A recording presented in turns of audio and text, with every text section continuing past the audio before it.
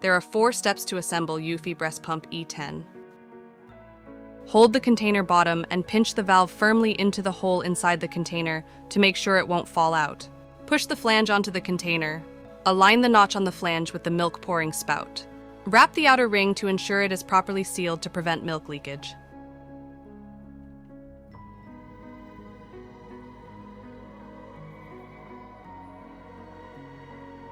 Insert the diaphragm into the groove of the container with the concave facing inwards. Install the hub on top of the container.